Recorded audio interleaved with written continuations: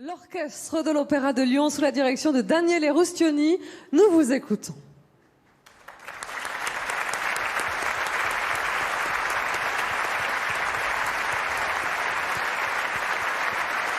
Il maestro. Daniele, buongiorno. Buongiorno. Allora, ti ho fatto fare un ingresso trionfale come l'ingresso alle Victoire de la Musique con l'orchestra dell'Opera di Lione, della quale sei direttore musicale, direttore principale. Che emozione hai avuto quando sei entrato quel giorno? Era la prima volta, mi sembra, che dirigevi in maniera ufficiale la tua orchestra, o ricordo male? Sì, la prima volta le Victoire de la Musique sono comunque una vetrina molto importante in Francia, ma anche a livello internazionale, e quindi era durante la mia prima stagione, quel video, quel concerto a Evian. E sì, è stata una grande emozione perché per la prima volta siamo stati presentati, perché appunto io sono solo lì davanti, ma in realtà è un brand che si costruisce, direttore e orchestra, e opera in realtà tutta l'Opéra Nationale de Lyon, e quindi è stato particolarmente significativo perché poi lì abbiamo anche eseguito un pezzo dell'Ouverture del Guglielmo Tell, Ma che era questo anche... ti fermo perché questa sarà la sorpresa finale. Ah, va bene. E quindi adesso rientriamo invece nei nostri parametri. Come tu sai, queste AMC Artist Talk, che abbiamo cominciato il mese scorso con Gianandrea Noseda, hanno lo scopo di ripercorrere un po' l'attività dei nostri artisti, quindi in questo caso la tua attività. Abbiamo un tempo abbastanza limitato, quindi ci siamo costretti in circa 30 minuti e quindi insomma dobbiamo essere abbastanza agili e dinamici nella nostra conversazione.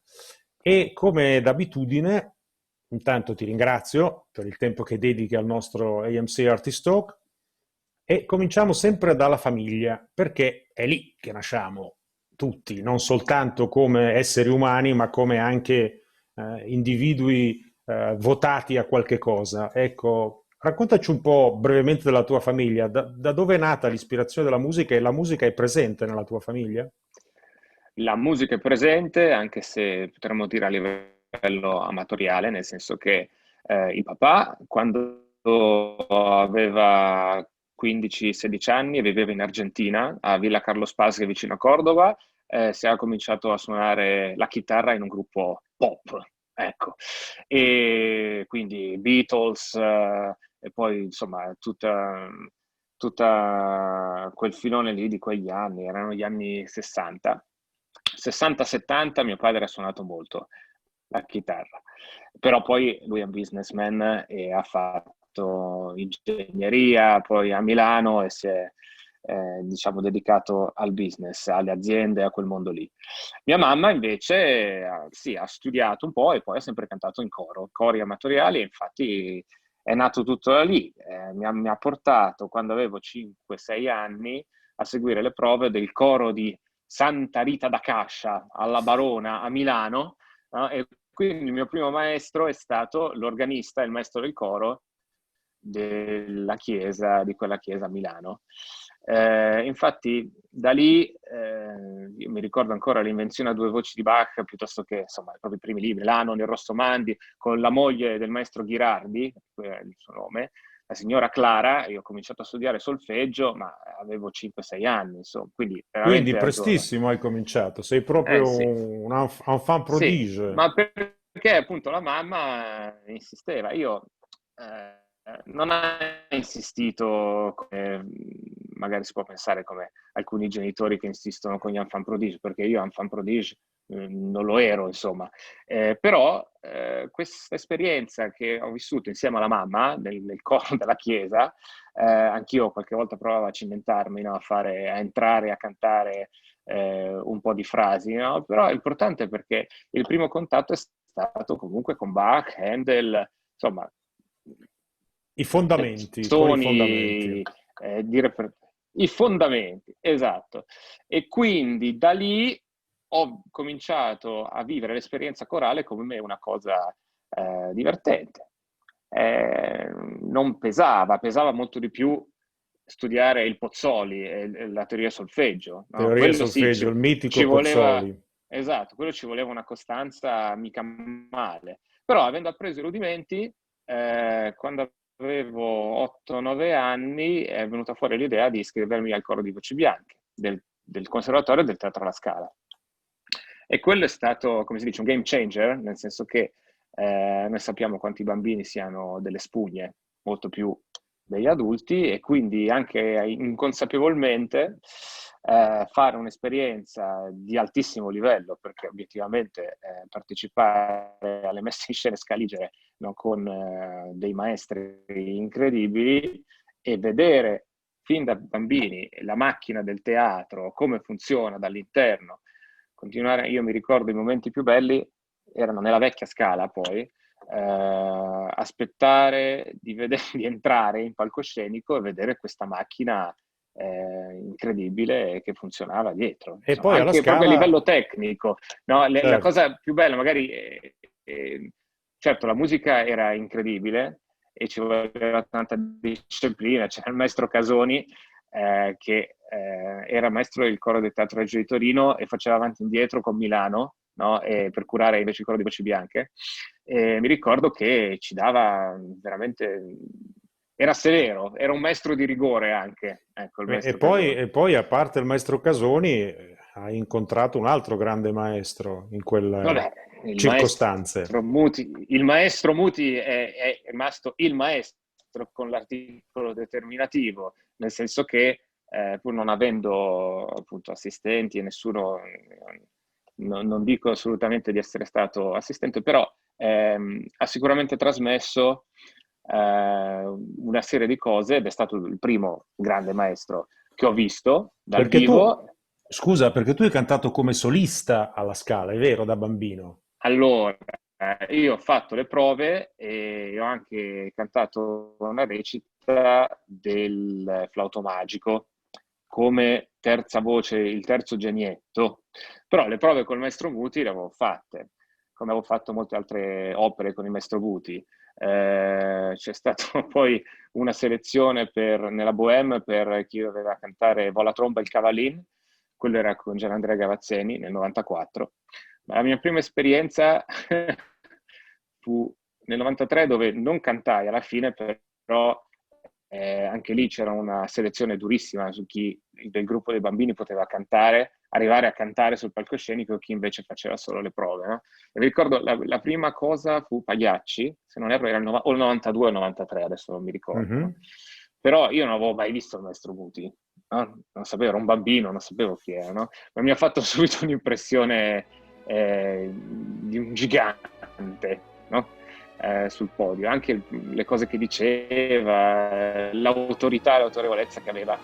E la cosa divertente è che naturalmente è difficile giudicare un direttore d'orchestra, quello che fa il direttore d'orchestra quando si è grandi, figuriamoci da piccoli, no? Era impossibile riuscire a capire la connessione gesto-suono, obiettivamente in maniera proprio candida, no? Anch'io guardavo l'orchestra, guardavo il maestro e dicevo sì, ma non lo guarda nessuno, no? Nel senso, no, perché non è che l'orchestra suona così, no?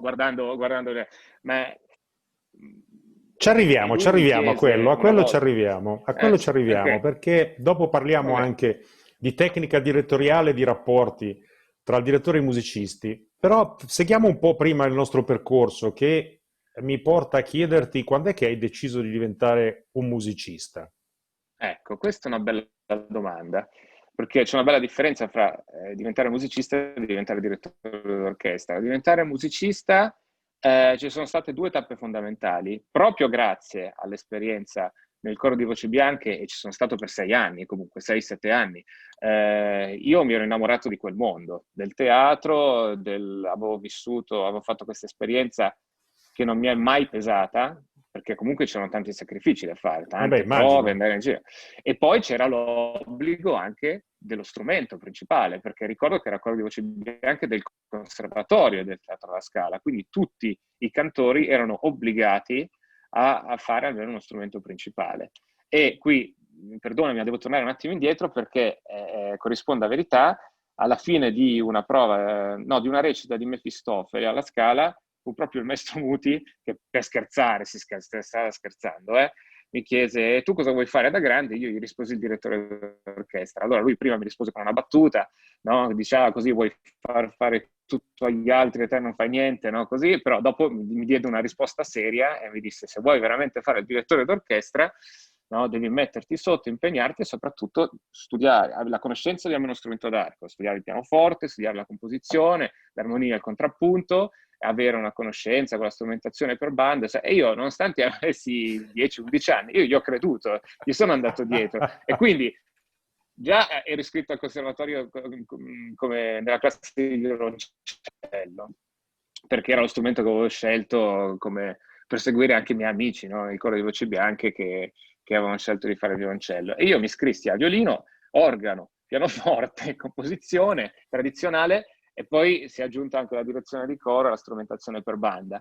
Però la cosa divertente è che, ci tengo a dirla, che 3 anni dopo, o 2 anni dopo, insomma, quando ormai ero iscritto a tutte queste discipline in conservatorio, proprio come nei corsi principali, no? Proprio. E nel frattempo mi ero iscritto anche alle scuole medie all'interno del conservatorio, perché sarebbe stato impossibile gestire Riuscire a fare tutto. tutte Sì, quelle diciamo, attività e tutti i diciamo corsi. anche, facciamo un bel plauso al Conservatorio di Milano in particolare, perché è sempre stata una scuola molto ben organizzata, devo dire. E dal Conservatorio di Milano è Assolutamente. uscita tanta, tanta bella gente. Scusa questo piccolo No, inciso. no, ma figurati, io sono un grandissimo fan del Conservatorio di Milano e ricordo che ci ho passato 15 anni della mia vita lì dentro, Sì, sì, no? come A una tempo casa, pieno, come una perché non solo ho casa. fatto le medie, ma ho fatto anche il liceo. Esatto. E quindi la cosa divertente è che 2 anni dopo le indicazioni che mi aveva dato il maestro, ci ritroviamo a fare questa prova di flauto magico e lui fece l'interrogatorio a tutti, no? Perché dava del lei poi a tutti, anche se eravamo dei bambini, no? Quindi a quel punto io avevo 13-14 anni e mi disse: e lei invece cosa sta studiando? E io gli sciorinai tutto quello che stavo facendo, ma perché me l'aveva detto lui di farlo, no? E arriva alla fine, faccio quest'altro. Lui mi guardò un po' interdetto e disse: male, lei sta facendo sicuramente tutto male, perché è impossibile concentrarsi lei deve concentrarsi su una cosa sola e farla bene, no? Però in realtà Vabbè, ormai la bomba era partita, la bomba era esplosa e quindi esatto, la bomba era esplosa e mi ha dato le basi per fare il direttore d'orchestra. Io non mi stavo sicuramente già, ecco, per rispondere alla tua domanda, mi ero appassionato così tanto, ormai ero all'interno del conservatorio ed ero lì tutti i giorni anche per la scuola, che probabilmente, per rispondere alla tua domanda, quando ho deciso di fare il musicista, ti direi a 13-14 anni. E e non sapevo che cosa, non sapevo a cosa mi certo. sarei E invece dedicato. il passaggio alla direzione d'orchestra, quando è venuto? Quando hai detto la direzione d'orchestra è veramente la cosa che voglio fare? Allora, io ho capito subito che non avevo la stoffa per fare il solista, però avevo suonato tanta musica da camera, accompagnato tanto i cantanti, a questo punto stiamo facendo un salto, ti parlo di 18-19 anni, quando avevo 18-19 anni, e avevo maturato tante esperienze. Volevo comunque tornare in teatro e quando ho fatto il corso dell'Accademia della Scala, dopo i diplomi in organo e pianoforte, eh, sentivo che quella era la mia strada, cioè volevo comunque stare in teatro e fare musica con gli altri. Questo era un po' il mio obiettivo. La direzione d'orchestra, sinceramente, è arrivata la decisione solo dopo aver toccato l'orchestra per i primi 2 anni, dopo aver studiato direzione d'orchestra con l'orchestra davanti, no, per i primi 2 anni. Facendo Dopodiché, la pratica. facendo la pratica, cioè non è che uno dice: ah, che bello, come è bello fare il direttore d'orchestra, stare lì sul podio, no? Dice: sì, voglio fare quello. No, quello è stato veramente, dopo un paio d'anni, dopo aver ricevuto tanti incoraggiamenti da parte dei maestri e da parte anche dei professori d'orchestra, allora ho detto: beh, questa forse è una cosa che posso pensare di fare in maniera seria e di continuare. Io avevo il vantaggio, sempre grazie alle bacchettate del maestro Muti, di aver cominciato molto presto e mi sono ritrovato a 19-20 anni ad aver già il compimento medio di composizione tradizionale, 2 diplomi di conservatorio in saccoccia e aver già cominciato a studiare direzione d'orchestra da un paio d'anni, quindi aver fatto la pratica. Quindi è stata una decisione che ho preso con una certa consapevolezza. E Ecco. quali sono stati i tuoi maestri? Prima i maestri e poi i tuoi mentori, perché c'è il maestro che è quello che ti insegna la tecnica, 1, 2, 3, 1, 2, 3, Assolutamente. 4, ma poi ci sono i mentori, poi ci sono quelli che credono in te e che ti dicono quelle cose che nella vita ti aiutano. Allora, io ho studiato con Gilberto Serembe, che era, insieme a Donato Renzetti a Pescara, era uno dei 2 insegnanti, no? E, Però non sei un figlio di Renzetti invece, perché? non sono un figlio di Renzetti. Io ho fatto l'esame di ammissione, ma il maestro Renzetti non mi prese e quindi ho studiato con Gilberto Serembe e mi sono trovato benissimo con lui. Aveva un metodo durissimo, infatti molti lasciavano, nel senso che lui, chiaramente c'era l'orchestra al corso, ma nelle lezioni teoriche ti faceva cantare tutte le parti e se non sapevi cantare, e non avevi interiorizzato, quindi per poter cantare tutte le parti, lui era al contrario ai pianoforti, no? A fare le lezioni di direzione d'orchestra con i pianisti, no? E quindi quello è stato un Quindi bel banco di prova praticamente, che ha... scusa se ho capito bene, ti metteva davanti la partitura e tu dovevi dirigere e cantare la partitura cantando le varie voci, che ne so, la voce dei violini, la voce dei Sì, flauti, la voce dei esatto. contrabbassi, tutto. A richiesta, a richiesta. Adesso vai Fantastico. avanti cantando questo, cantando quell'altro. È chiaro che non è una cosa per tutti. E anch'io, cioè, dopo un paio d'anni ho cominciato a capire a come gestire la cosa. Quello ha sicuramente aiutato per avere un'idea forte e diventare, diciamo, un laser della propria volontà rispetto a come deve andare una certa frase e a cominciare a a forgiare la propria volontà sulla partitura, perché dovendo proprio quasi interpretare, metterla nella voce, E no? certo, vuol dire interiorizzarla. Hai usato un bellissimo termine che è interiorizzare, vuol dire che tu la partitura alla fine ce l'hai dentro. Ecco, sì. Poi un altro paio di maniche è invece gestire quello che l'orchestra ti offre. Una volta che sei sul podio, no? È giusto portare la propria idea, no? Ma alla fine bisogna sempre fare una media con quello che il direttore offre, che è tantissimo, a partire dal tempo, che è praticamente come dire, il biglietto da visita del direttore, è il tempo, la decisione del Certo. tempo. Dopodiché, certo che l'orchestra vibra, ovviamente, con la figura direttoriale, c'è un rapporto animale che si instaura E scusa tra i se ti due. interrompo, Però forse... la capacità di ascoltare anche da parte del direttore, di lavorare con quello che dà l'orchestra, fa parte del bagaglio di esperienza che si acquisisce ovviamente con tanto podium time, con tanta E, esperienza sul podio. ecco, a quel punto lì diventano importanti, se ho ben capito, i mentori, cioè le persone che in qualche modo ti aiutano a orientarti in questo rapporto delicatissimo tra il direttore e l'orchestra. Assolutamente sì. La mia grande fortuna è stato di aver incontrato 2 grandi maestri, che sono nello specifico Gianandrea Noseda con una masterclass al Festival di Stresa nel 2006, che è stato illuminante per una serie di motivi. Da Gianandrea io ho appreso tante cose a livello musicale, ma anche a livello extramusicale. A livello extramusicale me ne vengono in mente 2. La prima è quella di non giocare sulla difensiva sul podio, nel senso il giovane direttore d'orchestra può essere messo in soggezione, no? Anche dai professori che hanno suonato molte volte un pezzo del repertorio, che hanno molta esperienza e che si aspettano che gli venga rivelata una verità, no? O che arrivi qualcosa di più rispetto a un semplici, come dire, indicazioni notarili, no? Qui si è scritto piano, si suona veramente piano, qui si fa ritenuto, ma adesso lo proviamo, cioè cose che sono, come dire, superficiali, no?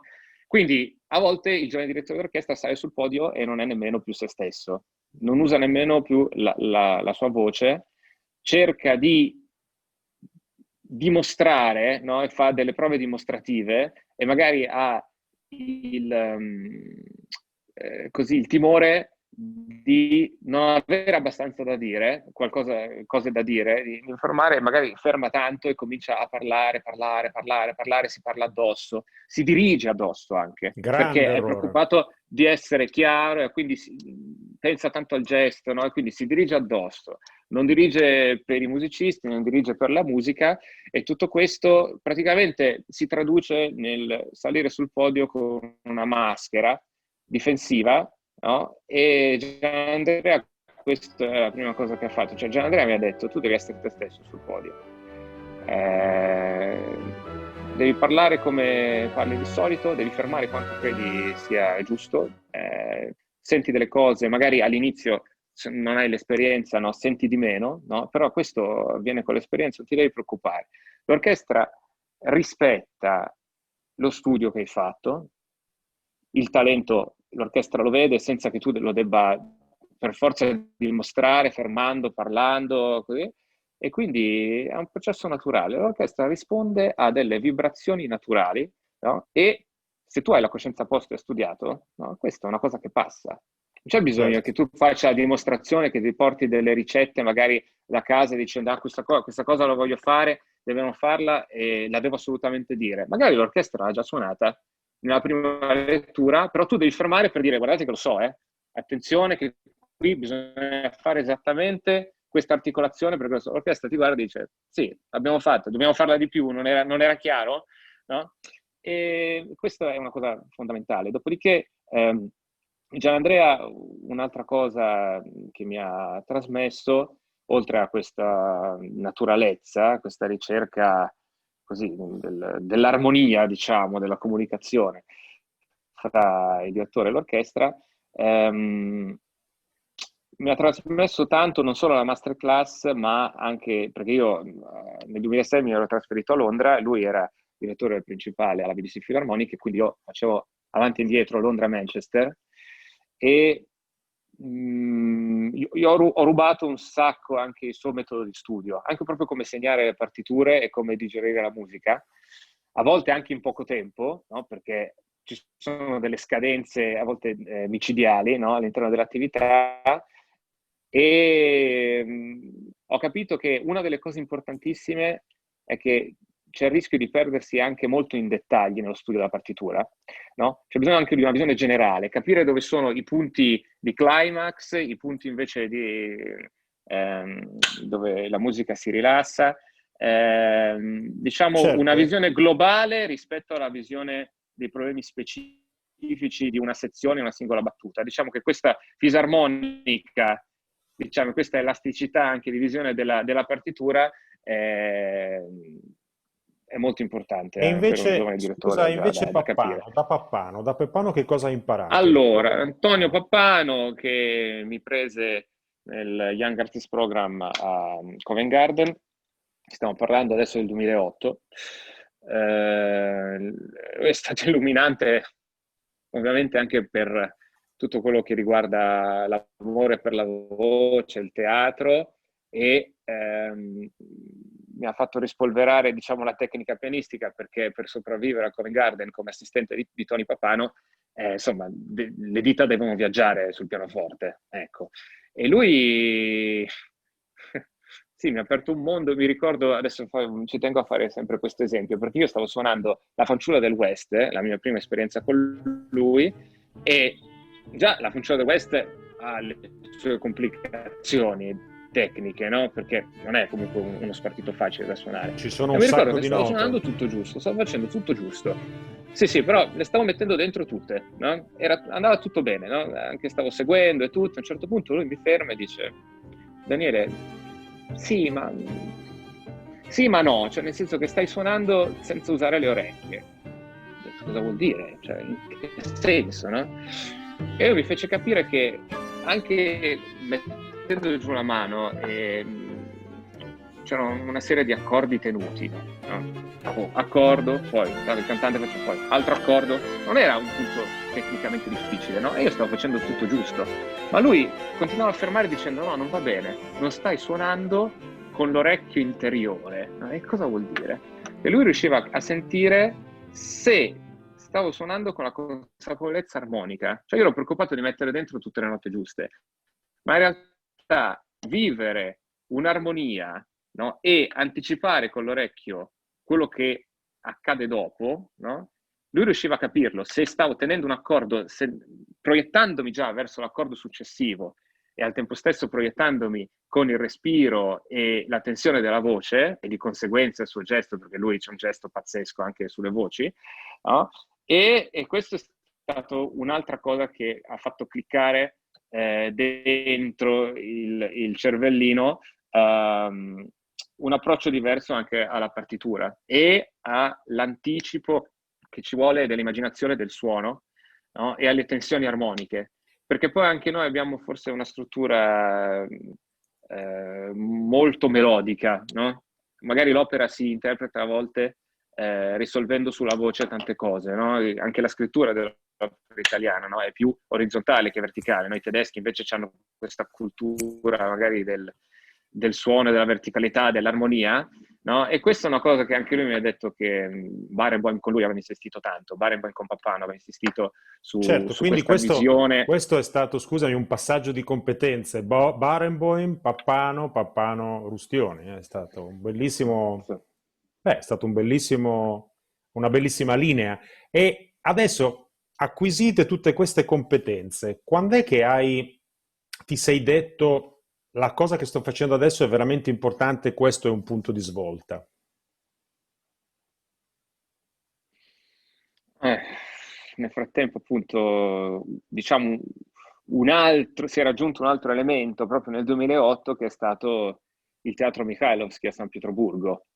Per cui ho avuto la fortuna di portare avanti la pratica e la teoria, come dire, allo stesso tempo. No? Continuavo a seguire Gianandrea con un'attività sinfonica importantissima, potevo mettere in pratica delle cose già con cos'era il direttore ospite principale al Teatro Mikhailovsky a San Pietroburgo, quindi una serie di opere e di concerti, e fare il mio assistentato a Covent Garden. Diciamo che, per rispondere alla tua domanda, sì, nel 2008 definitivamente ho detto qui ho l'opportunità veramente di crescere e di poter entrare dentro la musica, dentro l'arte direttoriale, e quindi sì, il 2008 secondo me è partito Ed è stata anche una consapevolezza la mia. cavalleria rusticana.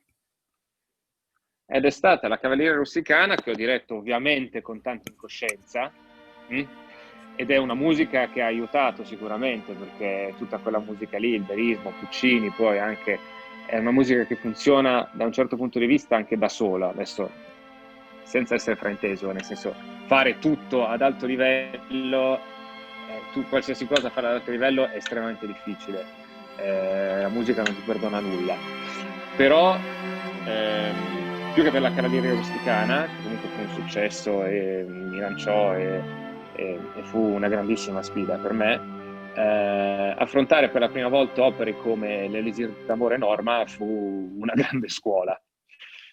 E lì Quelli sono casca stati l'asino. Lì casca l'asino. Sì. il passo Più successivo. Quello è difficile. stato il passo Perché successivo. incredibilmente anche sì, sia dal punto di vista dell'orchestra che dal punto di vista del pubblico e persino dei critici a volte, non si capisce quanto più difficile sia dirigere il bel canto rispetto che un'opera di Strauss, di Richard Strauss o di Puccini, no? Che mi sembrano tecnicamente più difficili, che si debba gestire più roba, no? Anche in termini di organico, ma in realtà temo che la prospettiva e le difficoltà siano Intanto maggiori dobbiamo, nell'affrontare Rossini, Bellini, Donizetti. dobbiamo andare avanti perché il tempo sfugge, il tempo ci sfugge tra le mani. Le cose che hai detto sono veramente interessantissime e credo che per quelli che ascoltano questa conversazione, che sono del mestiere, sono uscite alcune perle veramente molto interessanti per le quali ti ringrazio tanto. Però dobbiamo procedere e arrivare, diciamo, al punto in qualche modo nel quale la tua carriera ha avuto una sorta di consacrazione ed è la nomina a direttore principale dell'Opera di Lione. Che cosa vuol dire essere responsabili di un teatro rispetto a quando si va come direttori ospiti? Vuol dire tanto, vuol dire costruire, vuol dire avere una proiezione nel futuro diversa e avere una responsabilità diversa a tutte le prove. Cioè, quando sei guest e vai a qualche parte, hai la responsabilità della tua settimana, dei tuoi 4 giorni di prove e in vista del concerto. Quando vai e sei direttore musicale, ogni prova ha una valenza e una prospettiva dei 5 anni del tuo contratto. Quindi stai costruendo qualcosa che deve rimanere in un futuro, in un arco temporale molto più lungo, ed è una responsabilità difficile da digerire e da mantenere, E perché quanto è conta? sicuramente una sfida affascinante. Ecco. Ecco, ma quanto conta a quel punto L'esperienza lì? conta tantissimo, ovviamente. Non solo l'esperienza, ma quanto conta la maturità umana a quel punto lì? Diciamo che è fondamentale la maturità umana perché è un lavoro comunque di relazione, è un lavoro che si può fare solo se si ha un team, una squadra forte. E se non ti sai relazionare e ascoltare le persone, anche scegliere le persone giuste attorno a te, non può funzionare, perché il direttore d'orchestra ha anche questa figura, no, di essere da solo sul podio e di essere un po' proprio nella figura stessa, è una figura apicale, no? E sembra che sia solo contro tutti a volte, invece è solo con tutti ed è al giorno d'oggi il primo fra i musicisti, no? Questo proprio all'interno del lavoro con l'orchestra, ma all'interno come direttore musicale con il teatro è vero che ti mette la faccia nel momento dell'esecuzione insieme all'orchestra, al coro e ai solisti, però deve lavorare veramente in maniera corale con tutti i capi delle altre sezioni del teatro Senti, e entrare anche nel merito. certo. Senti, invece, Del cast e delle cose. Sì, dimmi.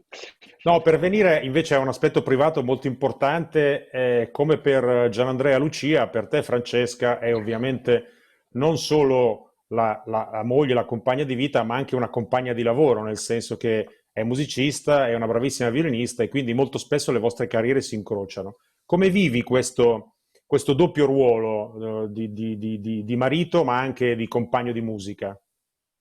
Beh, questo per me ovviamente è un grande dono, spero sia anche per lei, ma so di parlare anche a nome suo, nel senso che poi la nostra vita è veramente complicata. A volte ci sono dei momenti molto difficili, perché è una vita comunque che è dedicata comunque allo studio, alla dedizione, ci vuole tanta dedizione.